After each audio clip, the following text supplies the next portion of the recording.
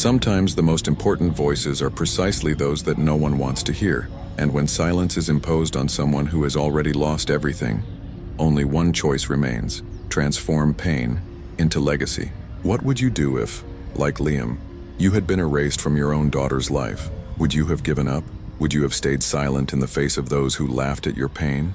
Or would you have gathered strength from deep within your chest to hear, one last time, the voice that the entire world tried to silence? This isn't just the story of a recording. It's about recognizing that dignity doesn't depend on appearance, that justice isn't revenge, and that true love doesn't die with absence.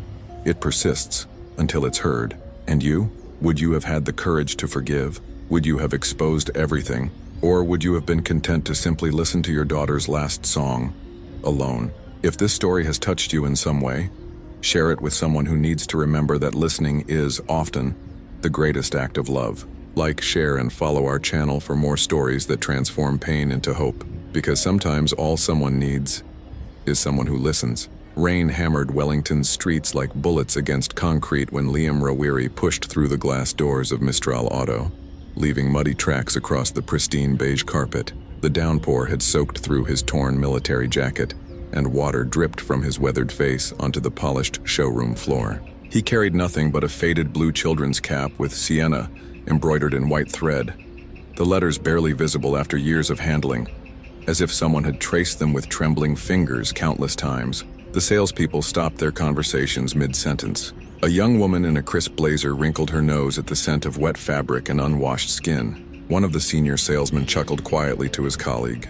Another muttered, "Bloody hell, security's failed again." But Liam didn't look away. His eyes, deep set and haunted, held a determination that made the laughter die in their throats. He walked straight to the central counter, his worn boots squelching against the marble, and with a voice hoarse from years of shouting into empty courtrooms and closed doors, said, "I need to see the red sedan from 1976 you sold on Tuesday. My daughter is inside it." The words hung in the air like smoke. Several customers turned to stare. A well-dressed couple browsing a new SUV exchanged uncomfortable glances. The receptionist, a blonde woman with perfectly manicured nails, looked around desperately for someone else to handle this situation. Nikau Bramley, the manager, appeared from his office with a practiced smile that he'd perfected over 15 years of dealing with difficult customers. He was a man who prided himself on reading people within seconds. Their financial status, their desperation, their willingness to be pushed around. One look at Liam and the smile transformed into barely concealed disdain. "The car's been sold, mate, and we don't do spiritual sessions here." The entire showroom erupted in muffled laughter, the kind of nervous chuckling that fills uncomfortable silences. But Liam didn't react to the mockery. Instead, he slowly pulled an old keychain from his jacket pocket. The metal was tarnished, the Mistral Auto logo so worn it was barely recognizable, but it was unmistakably authentic, vintage, from decades ago when the dealership was half its current size. That car was mine, years ago. And inside it, underneath the passenger seat, is the last thing I heard from my daughter before she died. A recording, a song she made for me. His voice cracked slightly on the word song, but he pressed on. "If I don't hear that recording, it's like she's died twice." The laughter stopped abruptly. The showroom fell silent except for the rain still pounding against the floor-to-ceiling windows. Nikau looked at the keychain with a flicker of genuine discomfort in his eyes. There was something about its authenticity, about the way Liam held it like a sacred relic, that made his confident dismissal waver. But his professional arrogance quickly reasserted itself. "Maybe so, but the car has a new owner now. A school headmistress, actually. Very respectable woman. And we don't break into other people's property, regardless of your situation." Liam's weathered hands gripped the marble counter so tightly his knuckles turned white. The showroom watched in tense silence, everyone suddenly aware they were witnessing something far more serious than a simple customer complaint. When he spoke again, his voice carried a weight that made even the most cynical salesperson step back. "If you don't let me into that car, I'll tell everyone what really happened with that school bus, what your company ignored, what reports were buried, and whose name was behind all of it." The silence that followed was suffocating. A saleswoman near the back swallowed hard, her face suddenly pale. The receptionist's fingers stopped clicking across her keyboard. Even the background music seemed to fade away. The threat wasn't delivered with anger or desperation. It was stated as a simple fact, which somehow made it infinitely more terrifying. What did this broken man know? What secrets was he carrying in that weathered military jacket? And then, for the first time in his 15-year career, Nikau Bramley found himself completely speechless. The dead girl's name, that name embroidered on the cap with such careful, loving stitches. He recognized it. The memory hit him like a physical blow. A shy little girl with bright eyes and a sweet smile, always carrying a worn school bag, a girl he'd written a silly note to years ago, back when he was just an awkward teenager working part-time at his uncle's garage. But how was that possible? That little girl had died months ago in a horrific bus accident that had shaken the entire Wellington community. Her photo had been on the front page of every newspaper, and this man, standing here soaked and desperate, claimed to be her father. The pieces of something terrible were beginning to form in Nikau's mind, and he didn't like the picture they were creating. In the dealership's cramped back office, surrounded by filing cabinets stuffed with decades of paperwork and coffee-stained sales reports, Nikau stared at the blue cap lying on the scratched wooden table between them. The fluorescent light above flickered intermittently, casting strange shadows across the embroidered name. Sienna Rose, he whispered, the syllables feeling foreign and familiar all at once. It was impossible. Absolutely impossible. The name belonged to a memory he'd buried deep, a stupid, innocent crush from his teenage years. He'd been 17, working weekends at his uncle's auto repair shop to save money for university, when a sweet little girl from the local primary school started walking past every day on her way home. She couldn't have been more than 7 or 8, with pigtails and a gap-toothed smile that lit up her entire face. One day, in a moment of teenage foolishness, he'd written a silly note, "You have the prettiest smile in Wellington," and left it in her bright pink school bag when she'd stopped to pet the shop's stray cat. But that little girl had died months ago in a horrific accident that had dominated the local news for weeks. Her school bus had crashed down a steep embankment during a routine trip, killing 3 children and injuring a dozen more. Sienna Rose's photo had been everywhere. Newspapers, television, social media tributes. The entire community had mourned, and this dirty, desperate man sitting across from him claimed to be her father. Nikau's mind reeled. Coincidence? Some elaborate manipulation? Or was he staring at the most devastating truth he'd ever encountered? Liam began telling his story with a calmness that was somehow more disturbing than screaming would have been. Each word was measured, deliberate, as if he'd rehearsed this moment 1,000 times in his head. How he'd been separated from his daughter when she was barely 3 years old. How Sienna's mother, struggling with addiction and mental illness, had taken the child and disappeared into the maze of social services and temporary housing that swallowed up so many struggling families. How the system, courts, social workers, bureaucrats, had slowly crushed his attempts to maintain contact, declaring him unstable and unfit based on a series of unfortunate circumstances that had spiraled beyond his control. "I lost my job when the factory closed," Liam explained, his voice never rising above a whisper. "Started drinking too much. Got arrested for sleeping rough. Each mistake made it harder to see her. The social workers said I was disruptive to her stability. Her mother moved towns 3 times to keep me away. Then the court said supervised visits only. Then no visits at all.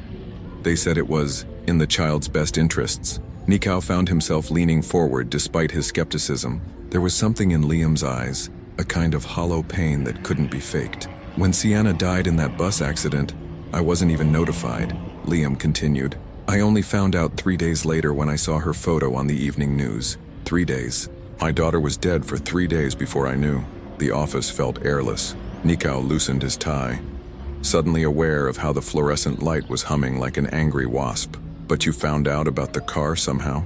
"My ex-girlfriend Karen works in social services. She felt guilty about how they'd treated me, I suppose. She told me that Sienna's possessions were being cleared out, sold off or donated. The car, my old car that I'd lost in the divorce years ago, was being auctioned because nobody knew it had sentimental value. But Karen said something strange. She said the foster mother, the woman who'd been caring for Sienna, had specifically requested that certain items in the car not be touched." Nikau's stomach began to churn. "What kind of items?" "Anything in the glove compartment, anything under the seats. The woman said she wanted to preserve the memories but also wanted the car gone as quickly as possible. Contradictory, don't you think?" Liam's eyes fixed on Nikau's face. searching for understanding. Karen did some digging. Found out that Sienna had been hiding things, recording things. The girl was clever and she was scared. Scared of what? The bus. The same bus that killed her. She'd been complaining about strange noises, about brakes that didn't work properly on steep roads. But nobody listened to an 8-year-old girl. Nikao tried to maintain his professional skepticism, but everything was beginning to fit together like pieces of a nightmare puzzle. Especially the buyer's bizarre request when she'd purchased the car last week. Ilara Quinnell had been specific, almost aggressively so, about not touching the glove compartment or removing anything from under the passenger seat. She'd paid full price without negotiating, which never happened, and had insisted on taking possession immediately. Why would someone buy a car but not want it properly cleaned? Nikao had wondered at the time. Now, a mixture of fear and guilt was creeping through his veins like poison. If what Liam was saying was true, if this broken man really was Sienna's father, if the little girl had indeed left behind some kind of recording, if the school system had failed to protect her, then Ilara Quinnell wasn't just a respectable headmistress making an unusual purchase. She was someone with intimate knowledge of Sienna's death. Someone who was actively working to hide evidence. Someone who had been in a position of authority when a child died preventably. Nikao's hands trembled as he picked up the phone from his desk.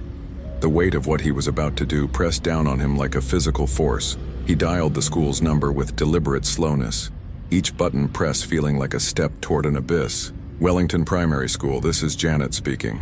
I need to speak with Ilara Quinnell urgently, Nikao said, his voice steadier than he felt. Tell her it's about Sienna Rose, and that her father is here. The line went dead silent for what felt like an eternity. Then a trembling voice.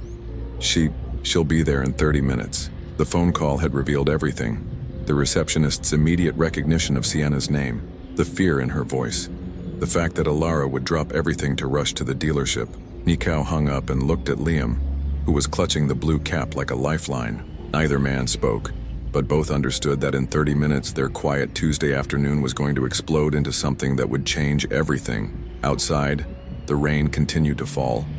In the dealership's cramped back office, surrounded by filing cabinets stuffed with decades of paperwork and coffee-stained sales reports, Nikao stared at the blue cap lying on the scratched wooden table between them. The fluorescent light above flickered intermittently, casting strange shadows across the embroidered name. Sienna Rose, he whispered, the syllables feeling foreign and familiar all at once. It was impossible, absolutely impossible. The name belonged to a memory he'd buried deep, a stupid, innocent crush from his teenage years. He'd been 17, working weekends at his uncle's auto repair shop to save money for university, when a sweet little girl from the local primary school started walking past every day on her way home. She couldn't have been more than 7 or 8, with pigtails and a gap-toothed smile that lit up her entire face. One day, in a moment of teenage foolishness, he'd written a silly note, "You have the prettiest smile in Wellington," and left it in her bright pink school bag when she'd stopped to pet the shop's stray cat. But that little girl had died months ago in a horrific accident that had dominated the local news for weeks. Her school bus had crashed down a steep embankment during a routine trip, killing 3 children and injuring a dozen more. Sienna Rose's photo had been everywhere. Newspapers, television, social media tributes. The entire community had mourned, and this dirty, desperate man sitting across from him claimed to be her father. Nikao's mind reeled. Coincidence? Some elaborate manipulation?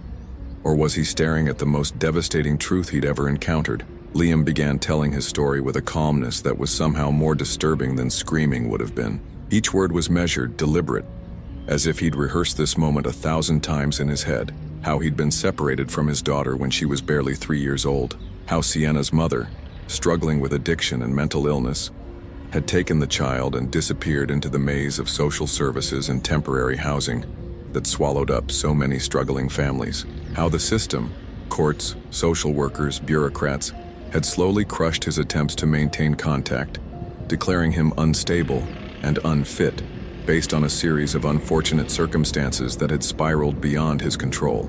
"I lost my job when the factory closed," Liam explained, his voice never rising above a whisper. "Started drinking too much.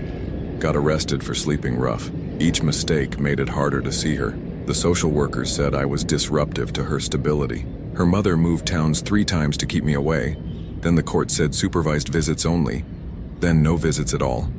They said it was in the child's best interests. Nikao found himself leaning forward despite his skepticism. There was something in Liam's eyes, a kind of hollow pain that couldn't be faked. When Sienna died in that bus accident, I wasn't even notified, Liam continued. I only found out 3 days later when I saw her photo on the evening news. 3 days. My daughter was dead for 3 days before I knew. The office felt airless. Nikao loosened his tie, suddenly aware of how the fluorescent light was humming like an angry wasp. But you found out about the car somehow? My ex-girlfriend Karen works in social services. She felt guilty about how they'd treated me, I suppose. She told me that Sienna's possessions were being cleared out, sold off or donated. The car, my old car that I'd lost in the divorce years ago, was being auctioned because nobody knew it had sentimental value. But Karen said something strange. She said the foster mother, the woman who'd been caring for Sienna, had specifically requested that certain items in the car not be touched. Nikao's stomach began to churn. What kind of items? Anything in the glove compartment? Anything under the seats? The woman said she wanted to preserve the memories but also wanted the car gone as quickly as possible. Contradictory, don't you think?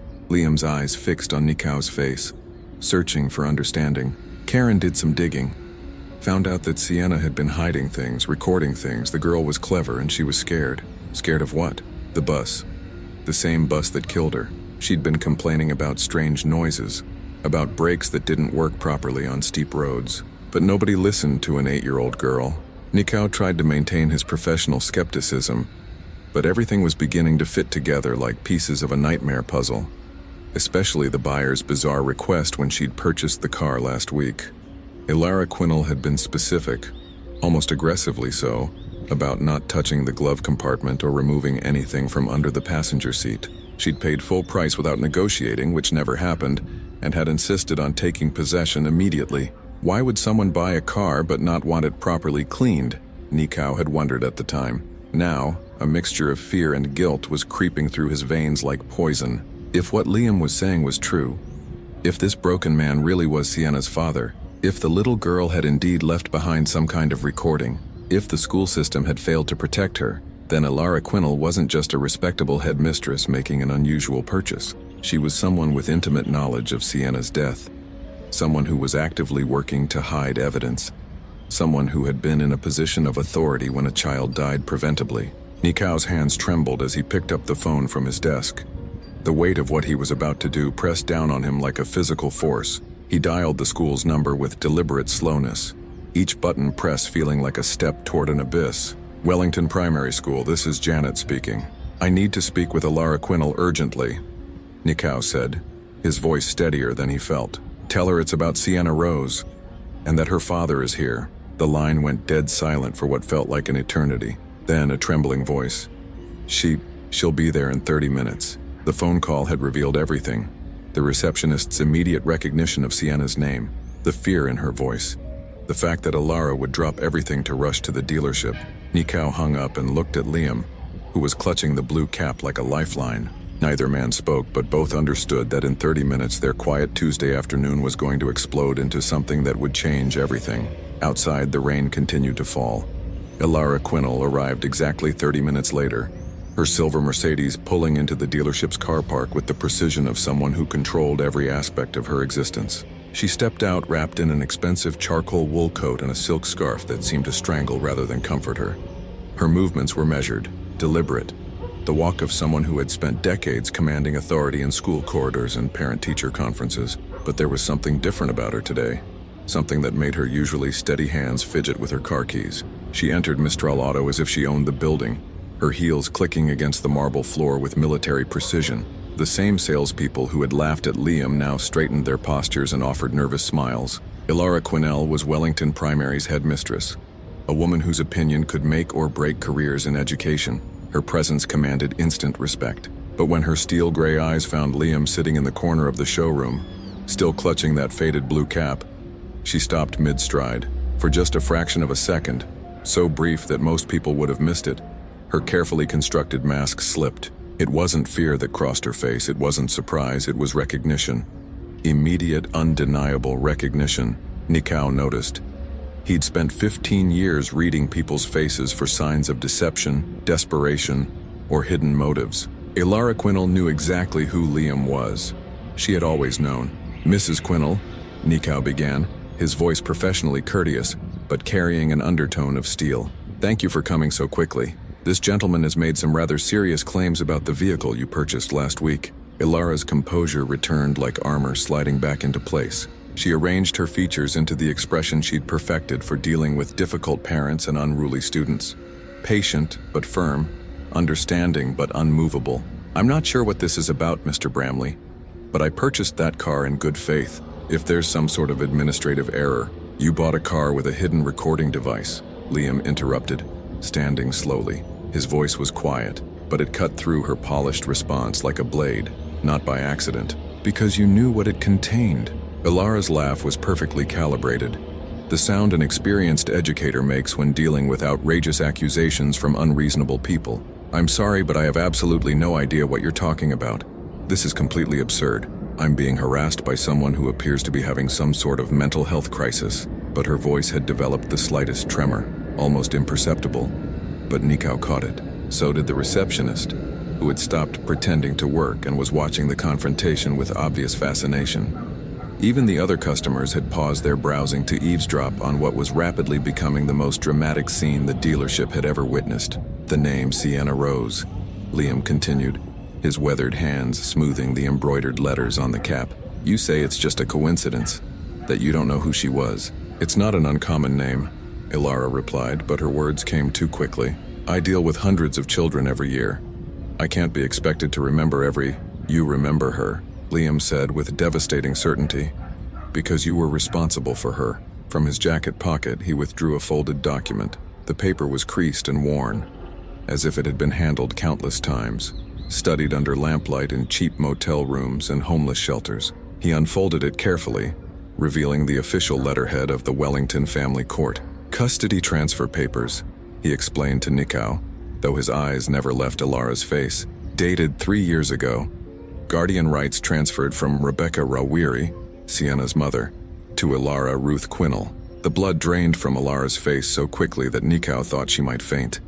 The silk scarf around her neck suddenly looked less like a fashion accessory and more like a noose. "But here's the interesting part," Liam continued, his voice gaining strength as Ilara's composure crumbled.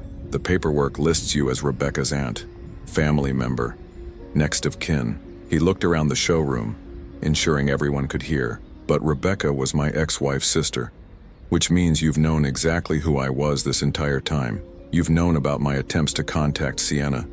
You've known about every court hearing, every supervised visit request, every desperate phone call." Nikau couldn't breathe properly. The fluorescent lights seemed too bright, the showroom too small.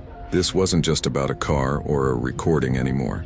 This was about systematic deception, about a child who had been deliberately kept from her father, about lies that had been maintained for years. "You created a paper trail that made it look like you were a loving relative stepping in to help," Liam pressed on, his voice now carrying the weight of 3 years of accumulated grief and rage. "But you weren't saving Sienna from an unfit father.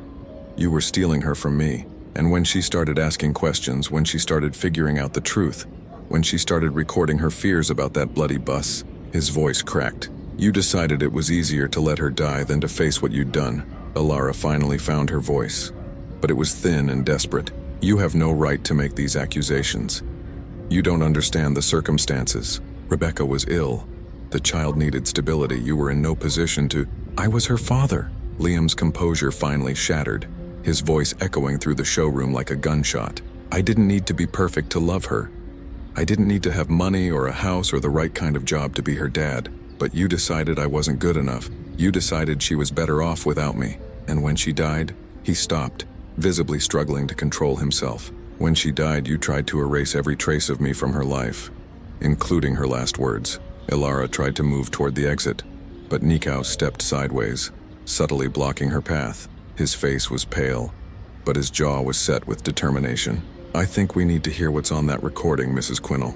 This is harassment," she whispered, but the fight had gone out of her voice. "I'll call the police." "Please do," Liam said quietly, "because when they hear what my daughter recorded in that car, when they hear her talking about faulty brakes and ignored safety complaints, they're going to have questions about the school's maintenance records, About who approved the use of that bus despite repeated warnings. About who had the authority to silence an 8-year-old girl's concerns about dying.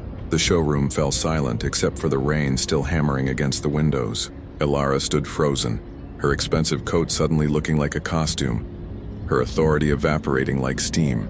For the first time in her professional life, she had no answers, no carefully prepared responses, no way to control the narrative. Nikau looked from Liam to Ilara, understanding finally dawning. "The car keys," he said quietly. "I need the car keys." Ilara's hand shook as she reached into her handbag. The keys fell to the marble floor with a sound like breaking glass. The sound of the red sedan's engine starting up filled the dealership's service bay like the whisper of a ghost returning to life. The car had been moved from the display floor to the workshop area, away from the curious eyes of other customers.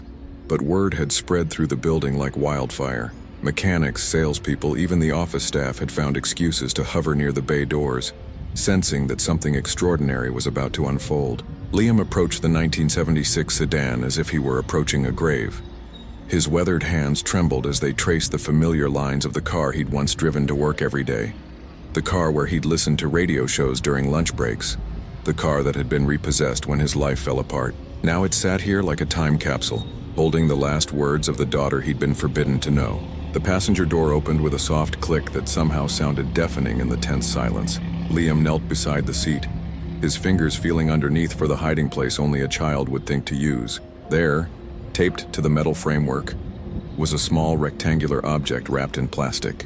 His breath caught as he peeled away the protective covering to reveal a simple digital recorder, the kind children used for school projects, with a faded flower sticker on the side. "She was always hiding things," he whispered, more to himself than to the small crowd watching. Rebecca used to say Sienna collected secrets like other kids collected shells. With infinite care, he pressed the play button. For a moment, there was only the soft hiss of digital silence, and then a voice emerged that made everyone in the workshop freeze. It was young, sweet, with the slight lisp of a child missing her front teeth, but there was something achingly mature about the way she spoke. "Hi, Dad. I hope someday you get to hear this. I found out everything. I know who you are now. I know about the letters you sent that Mrs. Quinnell threw away. I know about the birthday presents she never gave me. I know about the court visits she said you never asked for." Nikau's face had gone white. Several of the mechanics looked away, suddenly finding their tools fascinating, but no one moved to leave. The little girl's voice continued, growing stronger with each word. "I wanted to sing you a song because I might not come home today. The school bus is making those scary noises again. And when I told Mrs. Quinnell, she said I was being dramatic. But I'm not dramatic, Dad. I'm scared." Liam's shoulders began to shake. He pressed one hand against his mouth, trying to contain the sob that was building in his chest. The recording continued. "If you're hearing this, maybe I'm not here anymore, but I want you to know that I figured out you loved me. Even when you couldn't be here, you were still my hero. And Dad, thank you for never giving up on me, even when everyone said you should." The workshop fell completely silent, except for the soft sound of grown men wiping their eyes. One of the younger mechanics, barely older than Sienna had been, turned and walked quickly toward the bathroom, his face twisted with emotion. But Liam didn't stop the recording. His finger hovered over the pause button, then moved away. "There's more," he said quietly. She recorded 2 messages. As the first track ended, the display showed a second file. Liam looked up at Ilara, who had been standing frozen by the workshop entrance like a statue. Her face was ashen, her expensive makeup running slightly from tears she seemed unaware of shedding. "This is the one you really wanted to hide, isn't it?" he asked. The second recording began differently. The background noise was clearer. The sound of other children talking, the rumble of an engine, the screech of old brakes struggling to grip. Sienna's voice was lower this time, more urgent, as if she were trying not to be overheard. "If anyone except my dad is listening to this, it's because you're trying to cover up what really happened. I told Mrs. Quinnell about the bus 3 times. I wrote a letter about the brakes not working on the hill by Miller's farm. I even drew pictures of the scary sounds it makes." Liam looked directly at Ilara. "Show them," he said quietly. From his jacket pocket he pulled out a piece of paper that had been folded and unfolded so many times it was nearly falling apart. It was a child's drawing, stick figures and crooked letters, but the message was clear. A yellow bus tilting at a dangerous angle, with the words, "Brakes broken," written in purple crayon. "She gave this to you 2 weeks before she died." Liam said, along with a formal complaint written in an 8-year-old's handwriting. Nikau stepped forward, his voice barely a whisper. Is that true, Mrs. Quinnell? Alara opened her mouth, but no sound came out. She looked like someone drowning in plain sight. The recording wasn't finished. Sienna's voice returned, now thick with tears, but still determined. Mrs. Quinnell said the bus was fine and that I shouldn't tell stories. But it's not a story. Yesterday the brakes didn't work coming down the big hill and Mr. Peterson had to use the handbrake to stop us. Some of the older kids were crying. Liam pressed stop and looked around the workshop. Every face was staring at Alara with a mixture of horror and disgust. The silence stretched until it became unbearable. Finally, Nikau found his voice. How many children complained about that bus? Alara's whisper was so quiet they had to strain to hear it. 17. 17 children told you the bus was unsafe? The district said the repairs were too expensive. They said we could use it for another term if we avoided the steep routes. But you didn't avoid the steep routes. There was a school competition. The children wanted to go. I thought just once. The weight of her confession settled over the workshop like a physical presence. 17 children had tried to save their own lives by reporting a dangerous bus. 17 sets of small hands had raised warnings that were ignored. And one little girl had been brave enough to record the truth, even as she faced her own death. She was recording evidence, Liam said, his voice stronger now. My 8-year-old daughter was trying to save other children's lives, and you buried her voice along with her body. Outside the workshop, the first news van was already pulling into the car park. Someone had called the media. Within hours, the entire country would know Sienna Rose Rawiri's name. But more importantly, they would hear her voice. And this time, someone would listen. The first few seconds of the second track were filled with an eerie silence, broken only by the distant hum of the recorder's internal mechanisms picking up ambient sound. Then the background noise shifted, becoming clearer, the unmistakable sounds of a school bus in motion. Children's voices chattering nervously, the groaning protest of an overworked engine, and underneath it all, the ominous screech of brakes that were fighting a losing battle against physics and time. When Sienna's voice emerged from the speakers, it was different from the first recording, lower, more cautious, as if she were whispering secrets that could get her into terrible trouble. The workshop had filled with more people, mechanics abandoning their work, office staff clustering near the doorway, even some customers who had heard the commotion and couldn't help but stay to witness something that felt historic in its importance. If anyone except my dad is listening to this, the little girl's voice began, each word carefully pronounced. It's because someone is trying to hide what really happened. I'm making this recording on the bus and I'm scared. Really, really scared. Liam closed his eyes, his weathered face contorting with pain as he listened to his daughter's final act of courage. Around him, the assembled crowd seemed to hold their collective breath, as if any sound might somehow interfere with this voice from beyond the grave. Yesterday, Mrs. Patterson from Year 4 asked me why I always sit in the front seat now instead of with my friends in the back. I told her it's because the back of the bus bounces too much when the brakes don't work properly, and she got really quiet. Then she asked me if I'd told any adults about the brakes, and when I said yes, she looked sad. Alara, who had been standing motionless near the workshop entrance like a woman facing execution, suddenly swayed on her feet. Nikau moved instinctively to steady her, but she pulled away from his touch as if it burned. Her expensive coat hung from her shoulders like a shroud, and her face had taken on the gray pallor of someone watching their entire world collapse in real time. The recording continued, and Sienna's voice grew stronger, more determined. I wrote letters to Mrs. Quinnell. 3 letters. The first one was just about the scary noises. The second one was about how the bus couldn't stop properly on the hill near Miller's farm. The third one, there was a pause filled with the sound of the little girl taking a shaky breath. The third one was about how some of the older kids started crying when we nearly crashed into the fence last Tuesday. Several people in the workshop made involuntary sounds of distress. One of the female office workers pressed her hand to her mouth, tears streaming down her cheeks. The youngest mechanic, a boy who couldn't have been much more than 18, looked like he was going to be sick. But Mrs. Quinnell said I was being dramatic. She said little girls shouldn't worry about things that adults are taking care of. She said the bus was perfectly safe, and that I should stop frightening the other children with my stories. Sienna's voice carried a note of confusion that was heartbreaking in its innocence. But they're not stories. They're true things that are happening. Liam's hands clenched into fists at his sides. When he opened his eyes and looked at Alara, There was something in his gaze that made everyone in the workshop take an unconscious step back. It wasn't anger. It was something far more devastating. It was the look of a man watching his worst fears confirmed, his deepest suspicions validated in the cruelest possible way. The recording wasn't finished. Sienna's voice returned, now thick with barely contained tears, but still remarkably steady for a child facing her own mortality. Today is Friday and we're going to the Science Museum. The route goes down the big hill twice, once on the way there and once on the way back. Mr. Peterson, our bus driver, told Mrs. Williams that he's worried about the afternoon trip because the brakes get hot when they work too hard. A collective intake of breath filled the workshop. Everyone present understood the horrific implications. The adults responsible for these children's safety had known, they had all known, that the bus was dangerous, and they had chosen to use it anyway. "I don't want to die," Sienna continued, her voice now openly crying but still fighting to get the words out. "But if I do die, I want everyone to know that we tried to tell you. All of us tried to tell you. And I want my dad to know that I wasn't a bad kid who made up stories.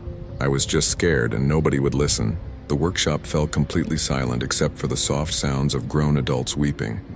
Mechanics who had spent their entire careers working with their hands stood with tears running down their oil-stained faces. Salespeople who prided themselves on maintaining professional composure were openly sobbing. Even the manager from the parts department, a man famous for his emotional detachment, was wiping his eyes with his sleeve. But the recording still wasn't over. Sienna's voice returned one final time, and when it did, it carried a note of heartbreaking maturity that no 8-year-old should ever have to possess. "Mrs. Quinnell, if you're listening to this, I forgive you. I know you thought you were doing the right thing, but please don't let this happen to other kids. Please fix the buses. Please listen when children say they're scared. Please remember that we're not just making up stories, we're trying to stay alive." The recording ended with a soft click, leaving the workshop in a silence so profound it felt sacred. For several long moments, nobody moved, nobody spoke, nobody even seemed to breathe.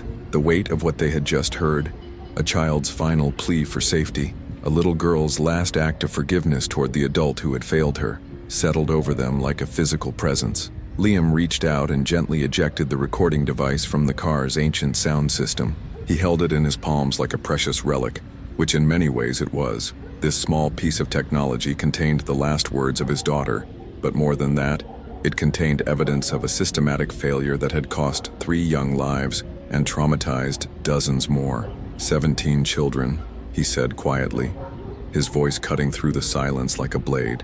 17 children told you that bus was going to kill someone, and you sent them on it anyway. Ilara finally found her voice, but it came out as a broken whisper. "The district said, they said we could get through one more term. They said the budget wouldn't allow for a replacement until the following year. I thought if we were careful." "Careful?" Liam's voice rose slightly, though he still maintained remarkable control. "You thought loading 30 children onto a bus with faulty brakes and sending them down a steep hill was being careful? I never meant for anyone to get hurt," Ilara said, but even she seemed to realize how inadequate the words were. "I never intended. Intentions don't matter when children are dead," Liam replied with devastating simplicity. "Results matter, and the result is that my daughter spent her last moments on Earth trying to save other people's children because the adults whose job it was to protect her had decided that their convenience was more important than her life."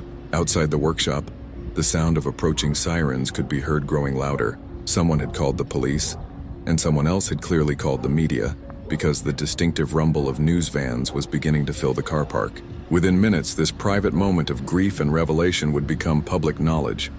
But Liam didn't seem concerned about the approaching chaos. He carefully placed the recording device in his jacket pocket, right next to his heart, and looked around the workshop at all the faces staring back at him.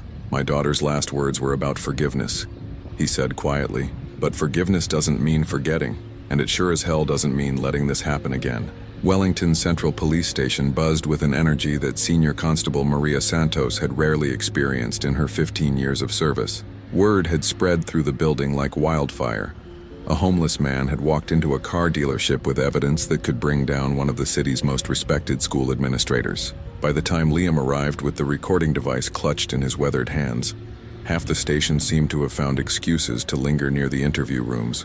The constable who had initially tried to dismiss Liam, a young officer fresh from training, who still believed that people's appearance reflected their credibility, found himself quickly relegated to filing paperwork, while more experienced officers took over. Santos herself had insisted on handling the case the moment she heard the name Sienna Rose Rawiri mentioned over the radio. "I remember that little girl," she told her sergeant quietly as they prepared the interview room. "My daughter was in the same year at Wellington Primary. She came home crying the day after the bus accident, said her friend Sienna had been trying to warn everyone about the brakes for weeks. The recording was copied, cataloged, and secured as evidence with a speed that surprised even the seasoned investigators. But it was the preliminary examination of Sienna's school records that revealed the true scope of what they were dealing with. Hidden in the administrative files, buried beneath layers of bureaucratic paperwork and interdepartmental memos, was a trail of documentation that painted a picture of systematic negligence spanning several months. "Look at this," Detective Inspector James Wright said, spreading files across the conference table like a dealer shuffling cards. "Maintenance requests for the school bus fleet dating back 8 months. 17 separate incident reports filed by children.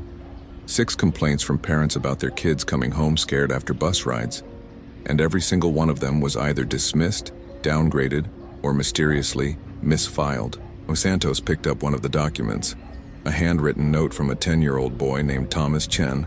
"This kid drew a diagram of how the bus lurched to one side when the driver tried to brake," she said, holding up a crayon drawing that was both childish and terrifyingly accurate. "He wrote, 'Please fix this before someone gets hurt,' in capital letters at the bottom." The paper was dated 6 weeks before the accident. "And this one," Wright added, pulling out another file. "Emma Morrison, age 9. She wrote a 2-page letter to Mrs. Quinnell describing how the bus made horrible screeching sounds like a monster when it tried to stop. The letter was marked as received, but there's no record of any follow-up action. As the investigation deepened, a pattern emerged that was far more disturbing than simple negligence. The children's complaints hadn't been ignored by accident. They had been systematically suppressed. Parent-teacher conference notes showed that when mothers and fathers had raised concerns based on their children's reports, they were told that the kids were being dramatic or seeking attention. Several parents had been made to feel foolish for taking their children's fears seriously. "It's like she was running a bloody campaign to silence anyone who might cause problems for the school district," Santos muttered, reading through meeting minutes from the education board. "Look at this memo she sent to the district office. Recommend we discourage parents from accepting unsubstantiated safety concerns from students, as this creates unnecessary anxiety and undermines confidence in our transportation systems." Meanwhile, in a holding room down the hall, Ilara Quinnell sat in absolute silence. She hadn't requested a lawyer, hadn't made any phone calls, hadn't even asked for water. She simply sat with her hands folded in her lap, staring at the table as if the wood grain contained answers to questions she couldn't bring herself to ask. The administrative review revealed something even more shocking. Sienna's adoption papers contained irregularities that should have been caught years earlier. The signature authorizing the custody transfer didn't match other documents in Ilara's file, and the witness statements appeared to have been backdated. Most damning of all, there was no record of any attempt to contact Liam during the adoption process. Despite clear legal requirements for paternal notification, she didn't just take custody of this child, Wright explained to his superior. She essentially kidnapped her through legal channels, forged documents, false statements, manufactured evidence of paternal unfitness. This goes way beyond educational negligence. The story broke on the evening news before the police investigation was even complete. Nikau Bramley, still shaken by what he had witnessed, had given an interview to a local reporter who happened to be in the dealership's car park. Within hours, the footage was being shared across social media platforms, and by midnight, Sienna's voice was trending nationally. But it wasn't just the recording that captured public attention. It was the broader story it revealed. Parents across the country began sharing their own experiences of children's safety concerns being dismissed by school administrators. Teachers came forward with stories of being told to downplay maintenance issues to avoid creating problems for cash-strapped districts. Bus drivers admitted they had been pressured to continue using vehicles they knew were unsafe. "It's like she opened a bloody floodgate," Santos observed, reading through the dozens of similar reports that were pouring into police stations across New Zealand. How many other Siennas are out there? How many other kids have been trying to save their own lives while adults told them to shut up and stop making trouble? The question that haunted everyone involved in the investigation was the same one that Liam had posed during his interview. If an 8-year-old girl could see that the school bus was going to kill someone, how could the adults responsible for her safety have missed it? The answer, it turned out, was simple and devastating. They hadn't missed it. They had simply decided that the lives of the children were less important than the convenience of the adults. That night, as Liam sat in a cheap motel room listening to local news coverage of the story, he pulled out the recording device one more time. He didn't play it. He had heard his daughter's voice enough for one day. Instead, he simply held it and whispered, "They're listening now, sweetheart. Finally, they're listening." Outside his window, vigils were already being organized. Parents were planning meetings. Journalists were digging through education department records. And somewhere in the city, other children were sleeping more safely because one little girl had been brave enough to record the truth. But the story was far from over. In fact, in many ways, it was just beginning. Because Sienna Rose Rawiri had done more than expose the failures that led to her death. She had started a movement that would ensure her voice would never be silenced again. The recording device sat on the nightstand beside Liam's bed.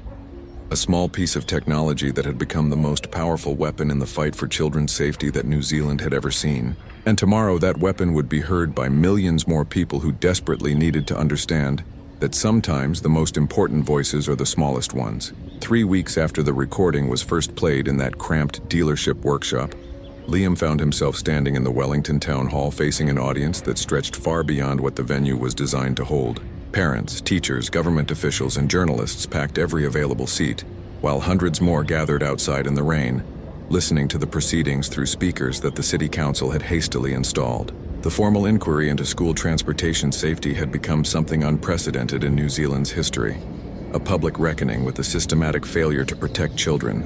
But it was the manila envelope that Nikau Bramley placed in Liam's hands that morning, which truly changed everything. The young manager, who had undergone his own transformation since that devastating Tuesday afternoon, approached Liam with tears already forming in his eyes before he even spoke. "She left this for you," Nikau said quietly, his voice barely audible above the crowd's murmur. "Sienna did. I found it in my old school bag when I was cleaning out my childhood bedroom. I'd kept the bag all these years without ever really looking through it properly. It was tucked inside the front pocket, wrapped in plastic, with your name written on the outside." Liam's weathered hands trembled as he opened the envelope. Inside was a photograph, faded and slightly blurred, showing 2 children no more than 7 or 8 years old. Nikau, gap-toothed and grinning, stood next to a little girl with pigtails and the brightest smile Liam had ever seen. They were in Kelburn Park, standing beside the old wooden playground that had been demolished years ago. But it was the note beneath the photograph that brought tears to his eyes. Written in the careful, deliberate handwriting of a child who was still learning to form letters properly, it read, "Dear Dad, if you ever get to read this is my friend Nikau from when I was little.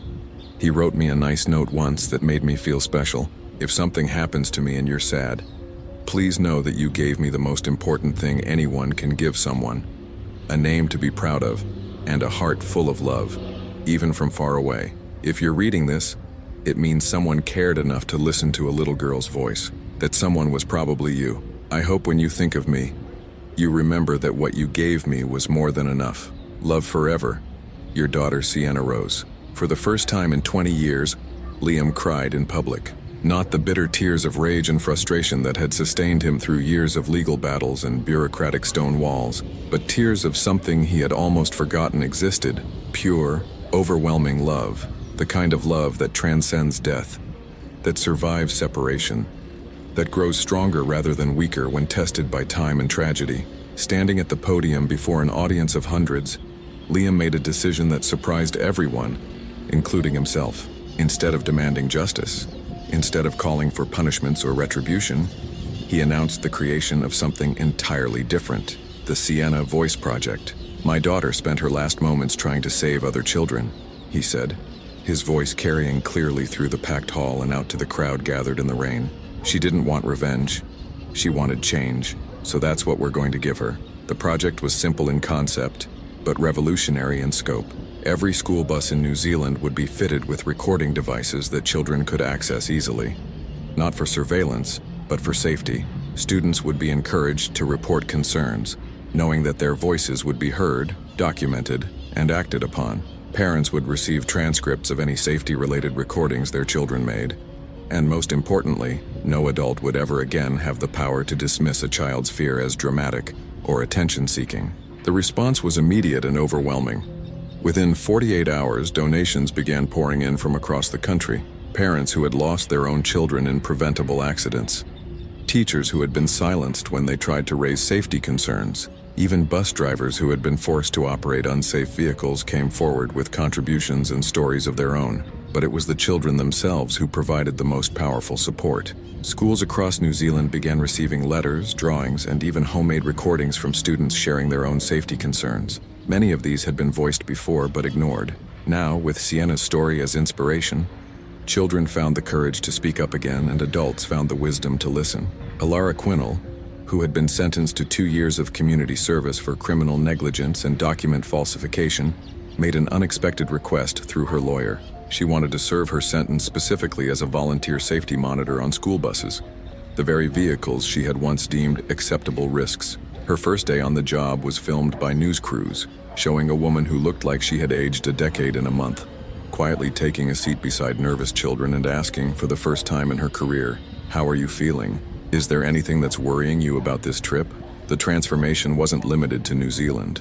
News of Sienna's recording had spread internationally, inspiring similar programs in Australia, Canada, and the United Kingdom. Child safety advocates around the world began referring to the Sienna Standard, the principle that if a child is brave enough to voice a concern about their safety, adults have an obligation to listen and act.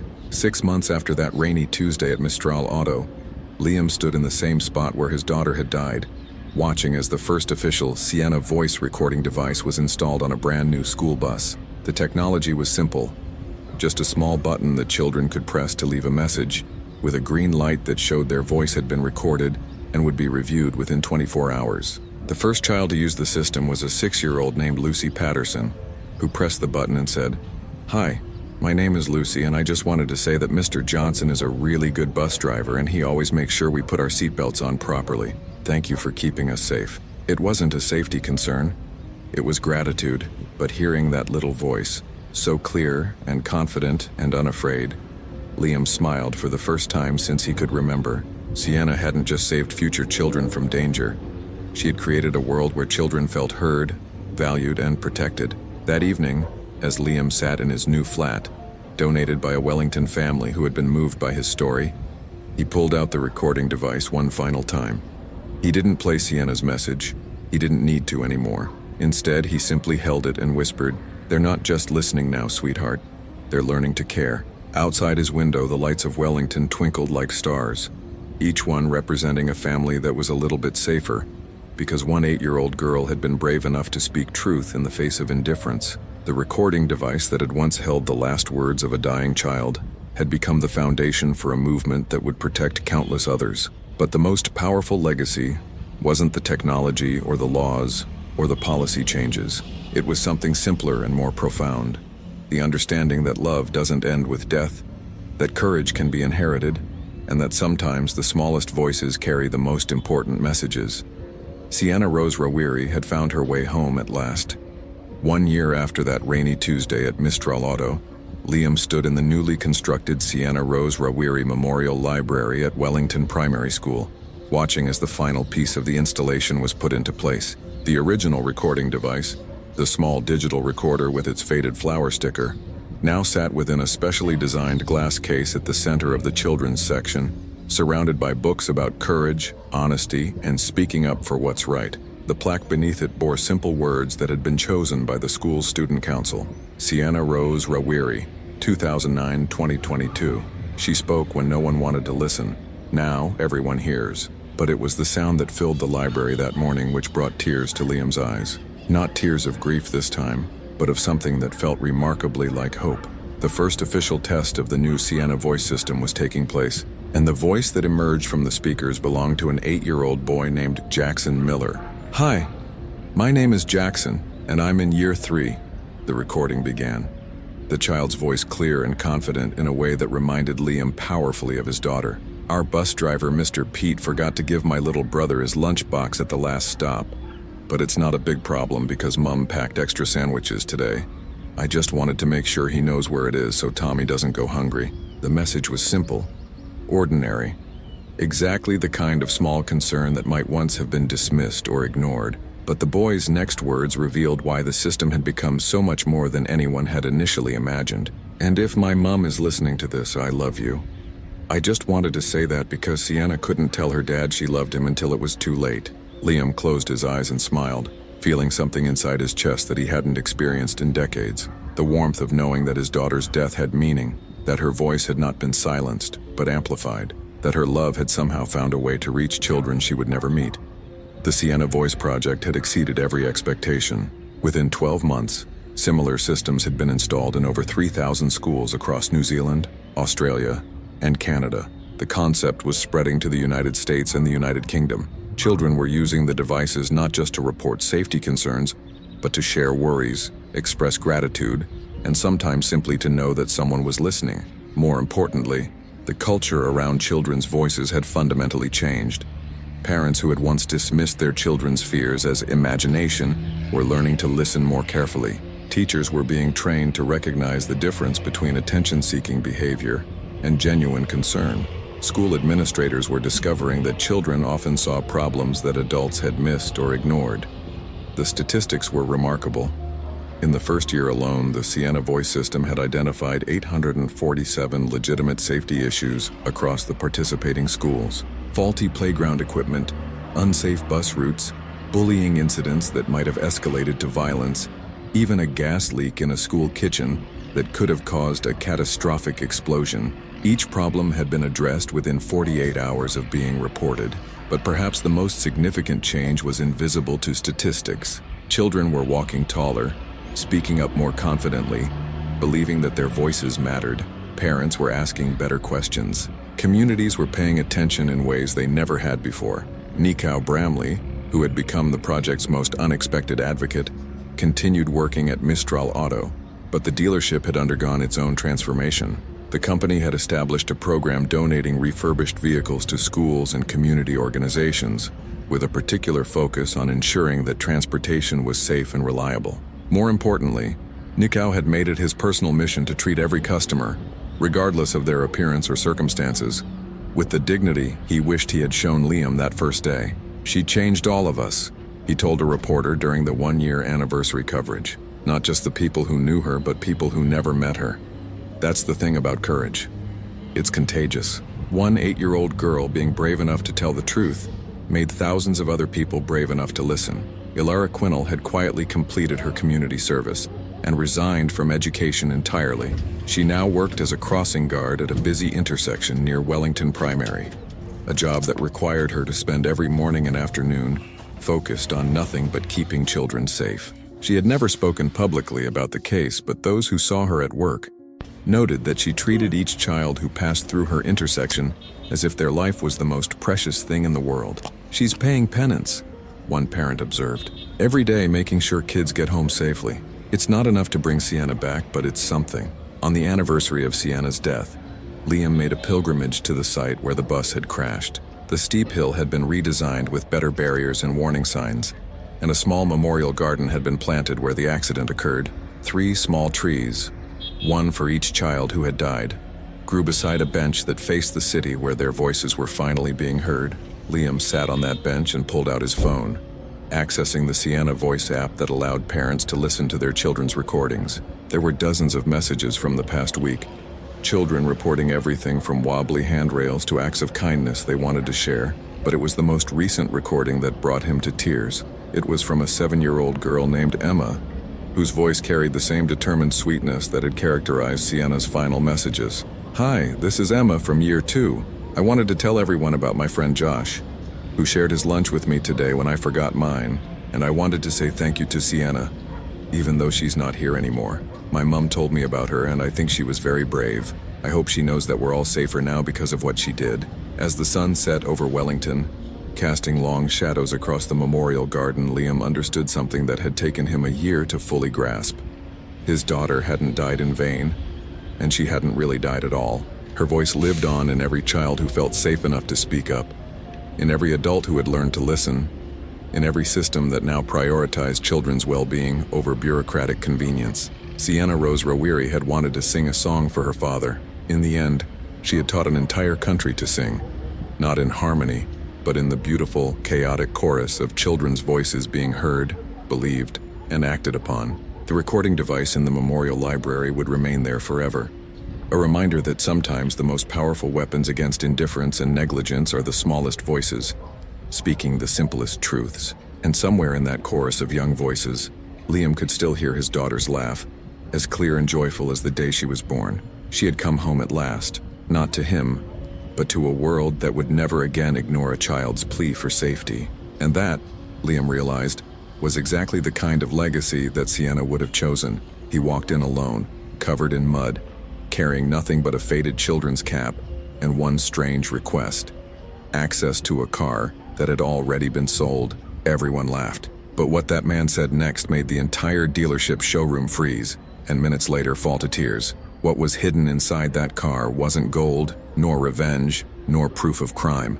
It was something far more powerful, something capable of exposing buried truths, awakening guilt in those who thought themselves untouchable, and revealing a secret that no one was prepared to hear. But when that recorder began to play, everything changed, forever. As the final notes of Sienna's voice fade into silence, ask yourself this: how many voices around you are trying to be heard right now?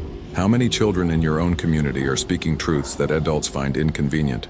Liam could have chosen bitterness, revenge, or silence. Instead, he chose to transform his daughter's final words into a symphony of protection for children he'd never meet. The most profound lesson isn't about school buses or safety systems.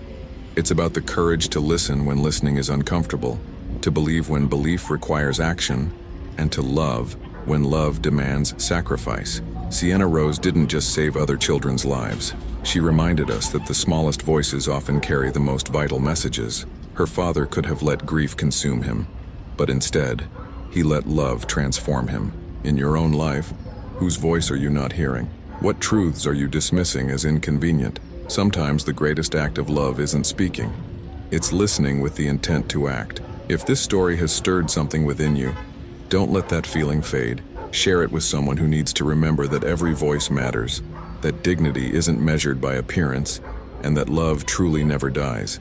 It just finds new ways to protect those we can't hold. Like this story, follow our channel for more tales that prove the extraordinary lives within the ordinary. And remember, sometimes all someone needs is someone who truly listens. Because in the end, we're all just voices hoping to be heard.